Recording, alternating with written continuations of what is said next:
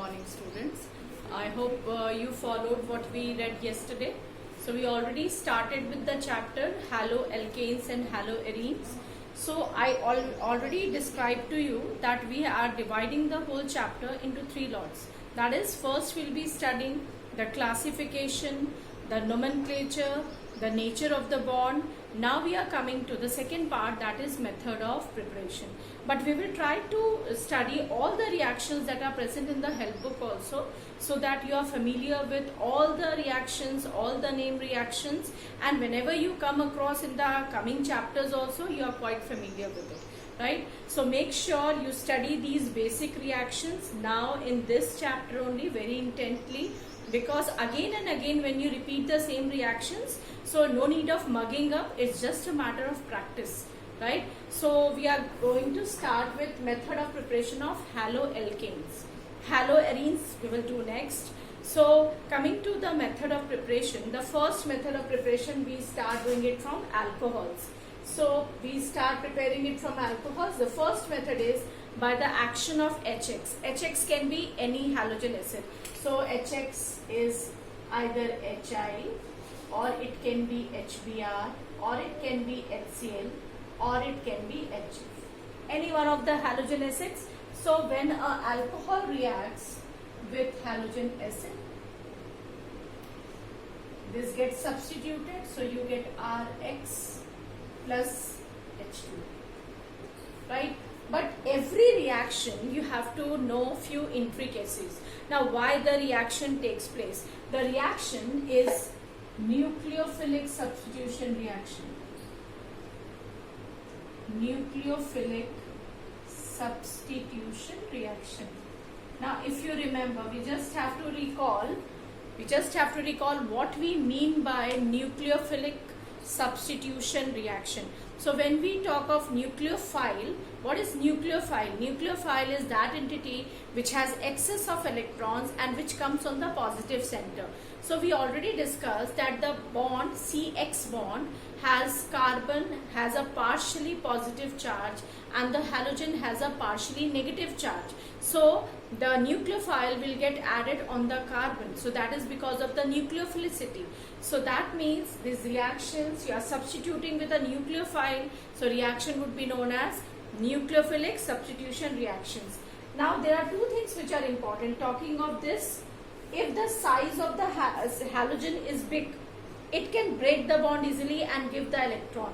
That means this will be a better leaving group. So the order for this is HI reacts most fast, then HBr, then HCl, and then HF. So this is the order of reactivity for the halogen acids. Coming to the order of alcohol, what type of alcohol do we use so that the reaction is faster? So in that case, we know that this reaction takes place because of the lone pair on electron like this, and then you have this HX, X minus, and this attacks the lone pair. So what happens? You have a carbocation which gets attached to this, and you have water given out. So actually this reaction is nothing but a nucleophilic substitution reaction in which this lone pair is attacked by the hydrogen plus, and this X minus goes to this R. That means what? You have to see which carbocation is being formed in the reaction. More is the stability of the carbocation, faster would be the rate of reaction, right? So that means what? This alcohol, if taken 3 degree, the rate will be very fast. That means you need not have any catalyst also. If you have an alcohol which is 2 degree, the reaction will be a little slower, and if you use a 1 degree alcohol, the reaction would be very slow. So that is the order. So the order of alcohol would be 3 degree very fast, then 2 degree, and then 1 degree. We will just do more in detail. So two things which you need to keep in mind while studying this reaction would be the order of halogen acids, that HI, because the bond length is very big, is a better nucleophile, then HBr, then HCl, then HF, Then coming to the order of alcohol. The 3-degree alcohol will always give you a more stable carbocation. So more reactive, then 2 degree, then 1 degree. We will just go in more in detail. We'll start with addition of HCl, right? So we will just start, if instead of HX we have HCl. So the reaction would look like this: ROH plus HCl. We take gaseous form. We have a catalyst, anhydrous zinc chloride. Anhydrous zinc chloride. So the reaction would give you RCl plus H2O. This reaction is also a test. We call it as Grove's test.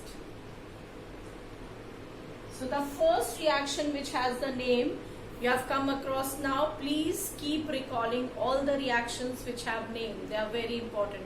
So Grove's test is nothing but when we substitute it with HCl in the presence of zinc chloride, so we call it Grove's test. Now I told you already, if this alcohol is 3 degrees, say we write an alcohol like this. If you have an alcohol like this, do the reaction with HCl like this. You need not use zinc chloride. The reaction would occur at room temperature only, and you will be getting the corresponding halide.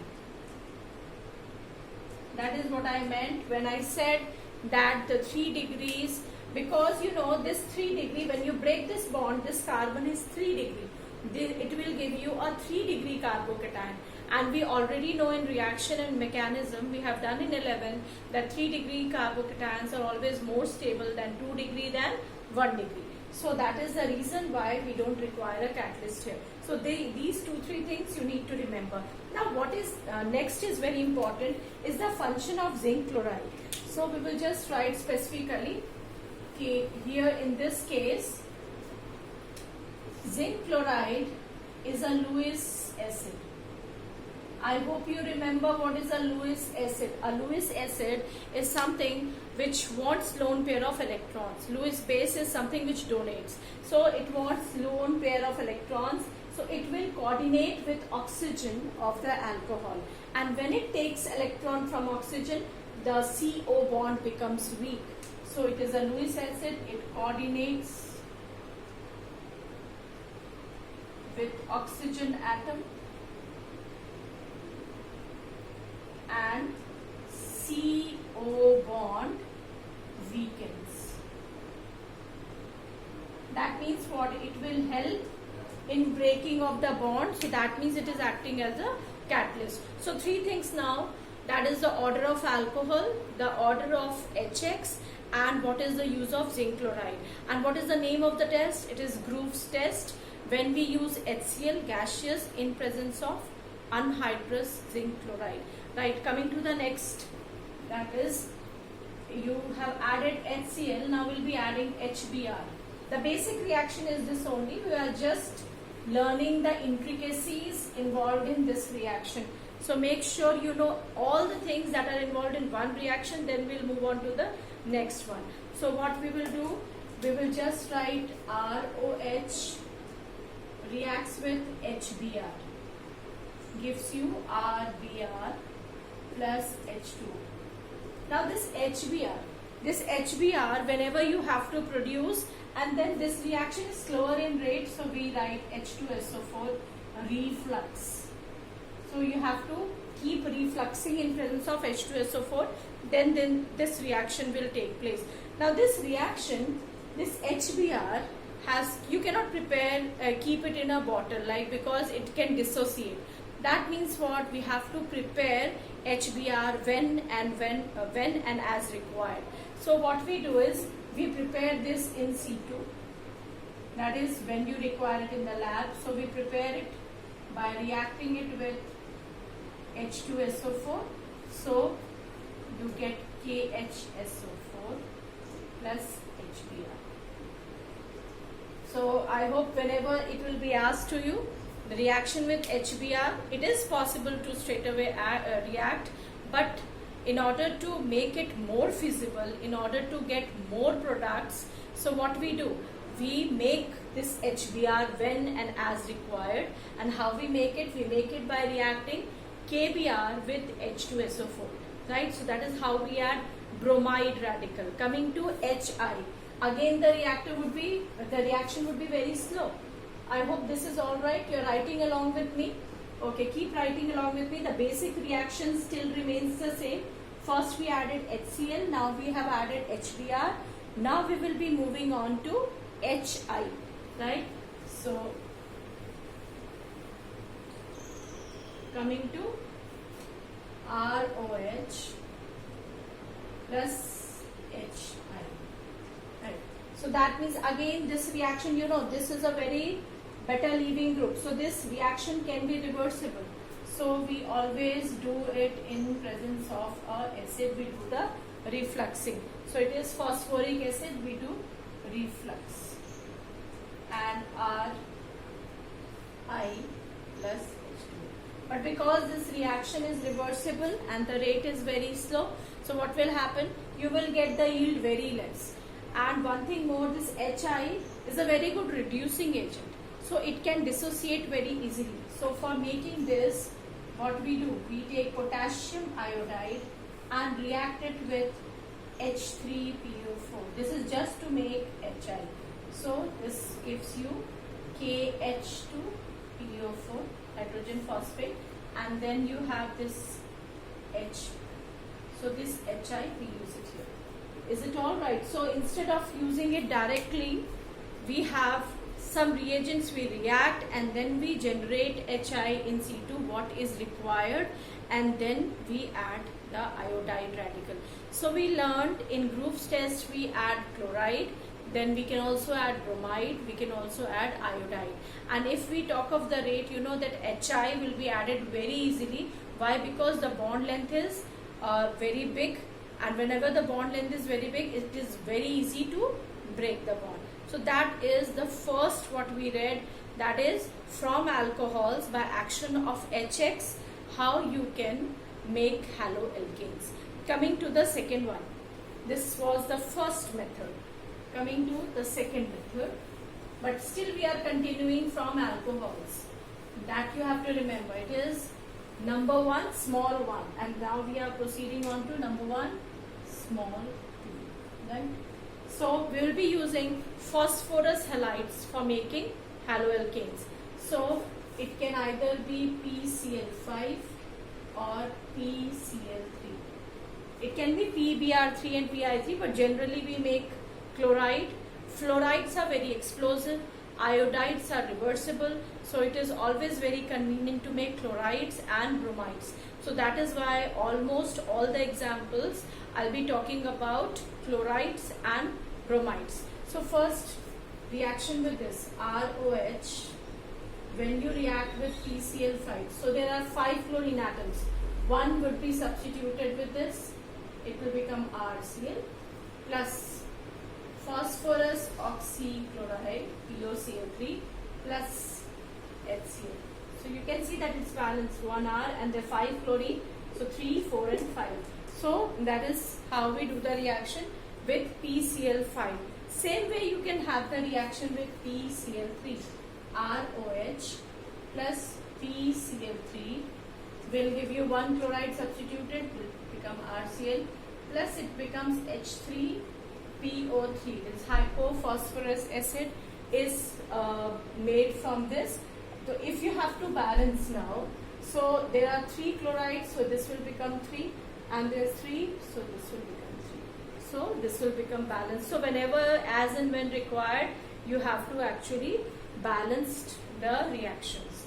Now coming to, this is again from alcohols. The first was reaction with halogen acid, in which you studied Groves test. The second is phosphorus halides. This reaction can also occur with bromide and iodides, but I am not writing because we don't use it very commonly. We mainly use it for chlorides, right? Coming to the next one, again it is from alcohol, so I'll just write small 3. By action of thionyl chloride. By action of thionyl chloride. So alcohol when reacts. Now how to write thionyl chloride? S double bond O. This is Cl. This is Cl. This is thionyl chloride. Now something very important about this reaction take place in non-polar solvent. So we write it with pyridine. So one molecule with this RCl plus one with HCl plus SO2 gas goes out. SO2 gas goes out. Now this reaction is very important. It is one of the best method to prepare haloalkanes. Now the question is why it is the best method to prepare haloalkanes. It is because the products which we make with haloalkane, they are all gaseous products. So they will escape and leave the mixture on its own. So once they escape, you need not purify much. So it is very convenient. It will give you a good yield of haloalkanes without any impurities because all the byproducts are gaseous and they escape from the reaction mixture. So that is the reason why this is a most preferred reaction for preparation of haloalkanes. Now all these reactions we started from alcohols, right? Now we will move on to number 2. So from alcohols there are 3 reactions what we studied. The first was reaction of HX, the second phosphorus halides, the third thionyl chloride. I hope this is okay, and this is the first method that we are doing. So coming to the second one, we are making it from, now not from alcohols, we are making it from hydrocarbons. That means what? Alkane, alkene, alkyne. So we are making it from hydrocarbons. So just we will see to it. Few things we have already done in class 11. So you just have to recall. So from hydrocarbons, the first method is by addition of HX to alkenes. That means what? We are adding a halogen atom HX, that is hydrogen halide, to a double bond. So let's take one example. If you have a double bond like this and you want to add HX, so we have already read addition reactions. So how we add in addition reactions? We open the double bond and one atom on one side of the carbon and one atom on the other side. That is how we add. So if you want to add, just open up the double bond, and H on one, X on one, right? So that is how we add. But this is not a problem actually. The problem is when we add to an unsymmetrical alkane. So if your alkene is like this, and then you have to add HCl. Say we have taken one example. Now you open the double bond.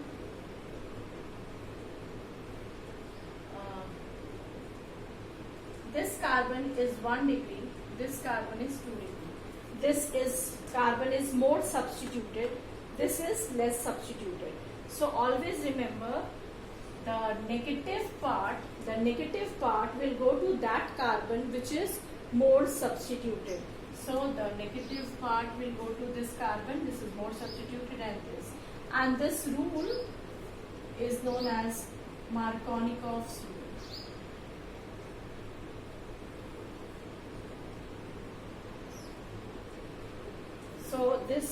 So whenever you are adding to a double bond, so what you are going to do, you are going to add as per the Markovnikov's rule of addition. Now what is Markovnikov's rule of addition? It states that whenever we open a double or triple bond, the negative part of the addendum that you are adding will get added to that carbon which is higher in degree or which is highly substituted, right? So always you have to remember, whenever it is unsymmetrical alkane, whenever it is a symmetrical alkane, that means both the sides of the double bond you have equal number of carbon, then that's not a problem. That means you can easily add on whichever carbon you like, isn't it? So always remember, for adding things, always this rule is Markovnikov's rule of addition.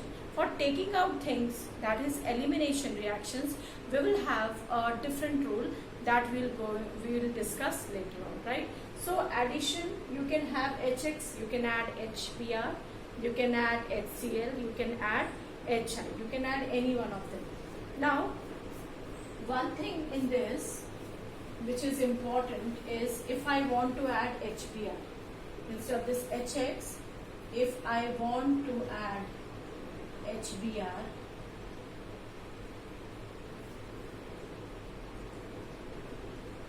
right? So if I want to add HBr, as per the Markovnikov addition, this carbon will have the negative part, so we'll have the bromide radical, and this carbon will have the hydrogen. That means you will get 2 bromopropane, isn't it? This is 2 carbon, 2 bromopropane. But if you have presence of peroxide here, then instead of making this, the product becomes this CH3, CH2, CH2Br. The bromine radical goes to the primary carbon. And again, this is the exception. So always remember, addition of HBr in presence of peroxide is known as, this addition is known as anti-Markovnikov rule.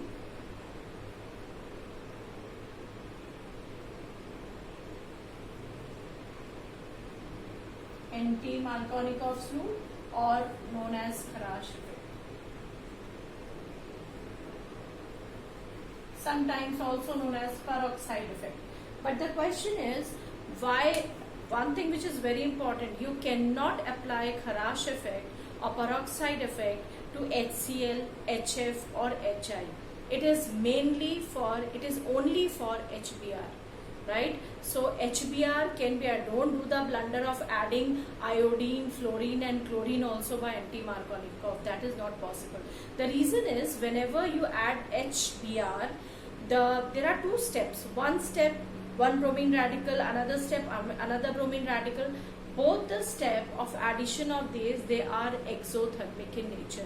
That is negative value, that is heat is given out. So the reaction takes place easily. But when we talk of addition of fluoride, HF or HCl or HI, in that case, the dissociation occurs in 2 steps. One is exothermic, another is endothermic. So that is the reason whatever heat is evolved, that is absorbed also. So just keep one thing in your mind, don't get confused. The anti-Markovnikov rule or the peroxide effect is only valid for HBr whenever you see a peroxide. Now that peroxide is mainly benzoyl peroxide. So we'll just see the mechanism of Kharash effect in presence of peroxide. Okay. So I hope I'll just post you the pics of the book so that you can prepare the notes accordingly. So you'll write all the method of preparations, all the intricacies what I am explaining now. What is Markovnikov effect? What is anti-Markovnikov effect? And why it happens only with HBr? All these things you should write along with the notes what you are writing from the board, right? So I'll be giving you some pics on your WhatsApp group of the book, so you prepare accordingly from there, right?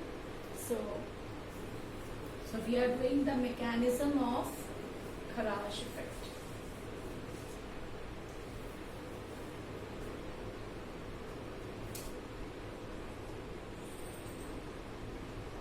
Mechanism of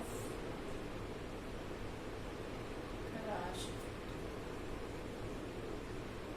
effect. When we say the first step is always initiation.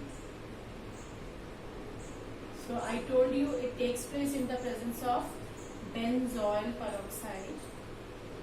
So we'll write benzoyl peroxide C6H5. You can either make a benzene ring, C-O. This is a peroxide linkage, double bond O, and then this is C6H5. In presence of sunlight we are doing it, H nu. It breaks from here. So that means you get 2 radical of C6H5CO.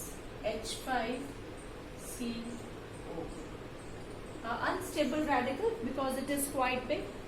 So what happens is, gives its electron and then this becomes C6H5 radical, that is a phenyl radical, plus 2 molecule of CO2 is given out. This molecule goes out. Right? Now this phenyl radical will react with HBr. Now one thing which you should remember, all these examples are example of homolytic fission. That means whenever you break the bond, one electron taken by one component, another electron taken by another component. So it is not heterolytic cleavage, it is homolytic cleavage. So both of them, they have electron. So this hydrogen goes to this phenyl radical. So you have a stable benzene molecule and B gives out a bromide radical. So in initiation, actually what happened? The molecule of benzoyl peroxide breaks into two in the presence of sunlight. This carbon gives its electron, becomes phenyl radical. This becomes carbon dioxide. Okay. Now this reacts with HBr, takes one hydrogen. It becomes benzene. And this bromide radical will continue the reaction further. So that means what? Now this is initiated. Now the second step, that would be known as chain propagation. So we will just see, this is the first step, then we'll write the second is propagation.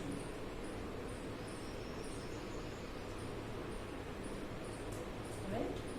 So let's see how propagation is done.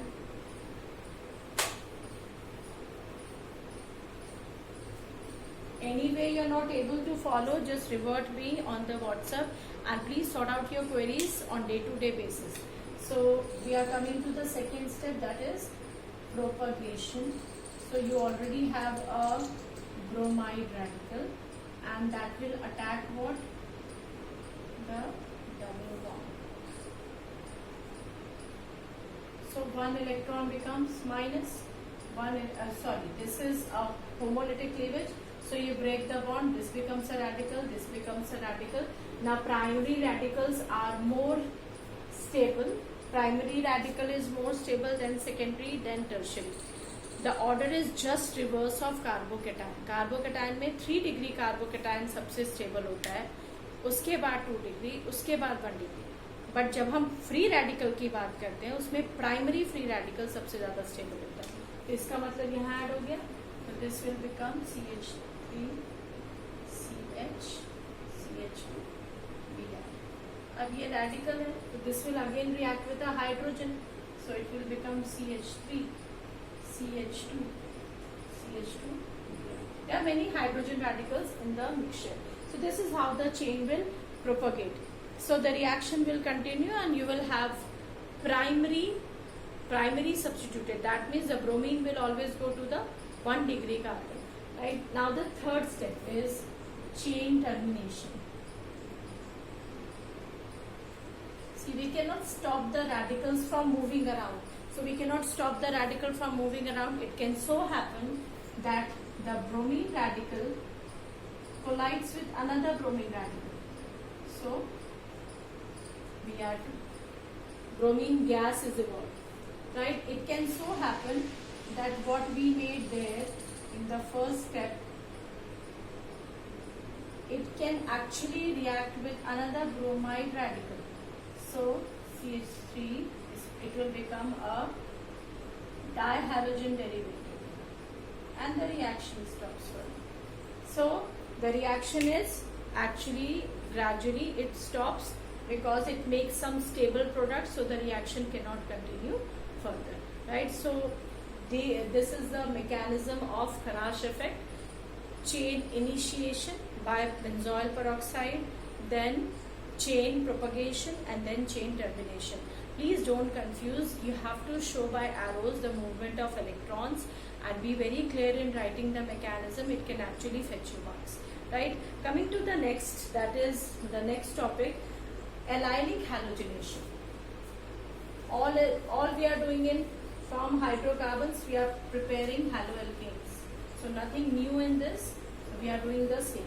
So we did the first part, that was addition of HX on double bond. So we are coming to the second in this, that is allylic halogenation.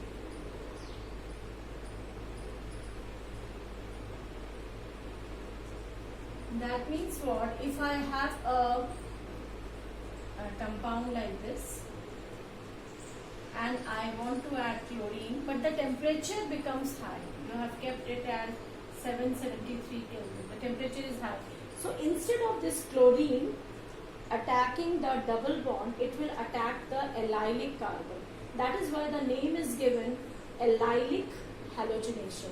So remember, allylic halogenation can happen when you keep the temperature a little higher, right? So that means it will give you something like this: CH2, Cl, and then CH. The double bond will stay intact, right? So the double bond, we have not touched the double bond, we have not opened it.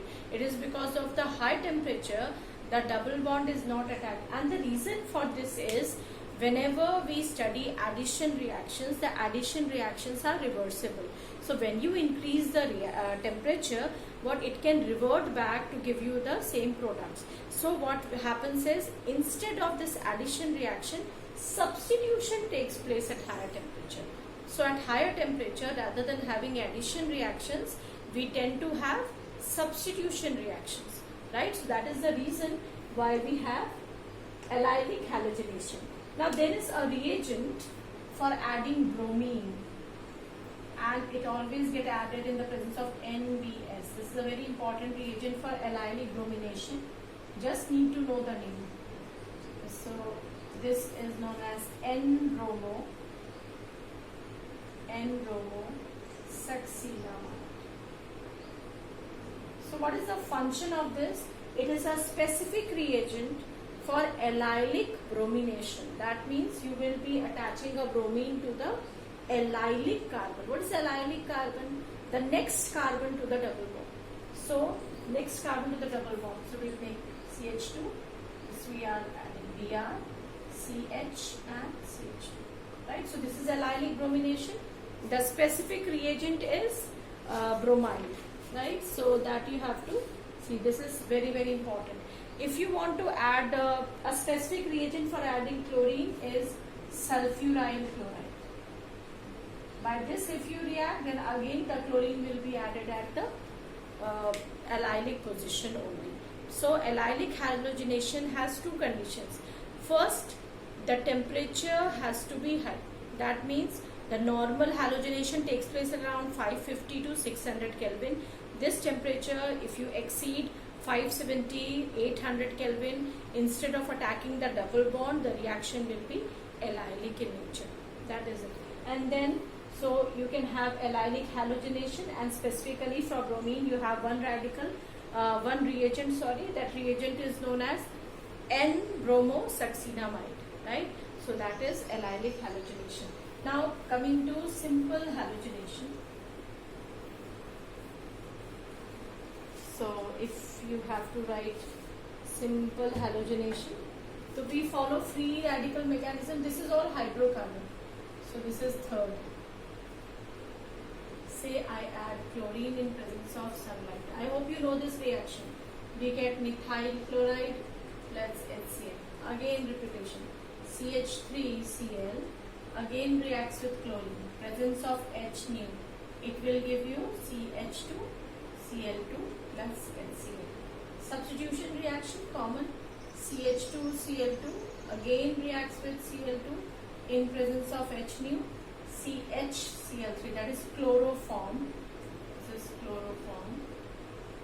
And then if you react CHCl3 again with Cl2 in presence of H nu, CCl4, carbon tetrachloride. Carbon tetrachloride, right? Isn't it? So this is general substitution reaction which we did in earlier classes. You have read in class 10th also.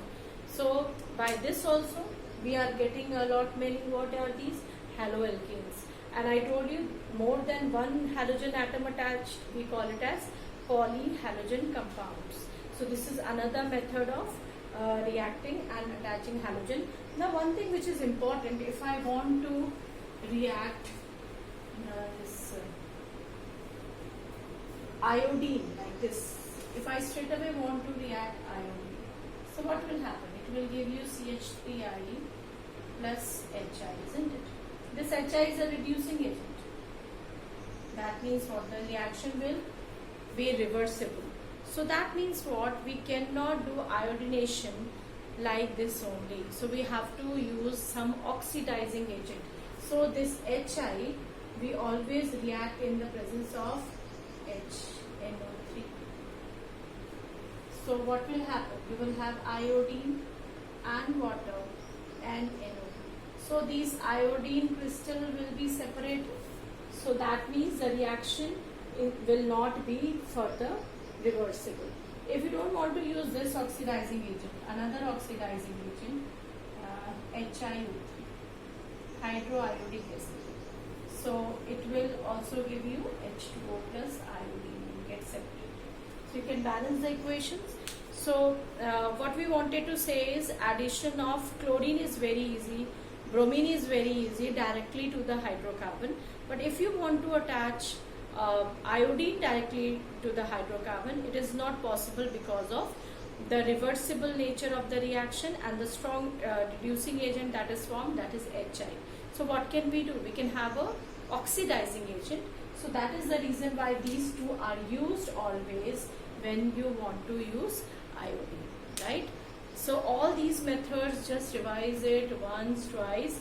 There are two name reactions coming your way that we'll be discussing in our next chapter. The two more method of preparation that we have to discuss. Then we will move on to method of preparation of haloarenes, and then this method of preparation part would be over. Then we will go to physical properties and chemical properties, right? So for the time being, just revise these many reactions. All are very basic reactions. Keep revising on day-to-day basis, and the best way to learn organic chemistry is to write the reaction, to be aware of the formula. Instead of mugging up, just write the equation so that you can make out what could be the possible product, what could be the mechanism. So you have to actually, by writing, you have to actually tell, you have to visualize what can be the products, what type of reaction it can be. So make sure you revise all these reactions. So tomorrow in next video we'll again start with two more method of preparations and method of preparation of halogen.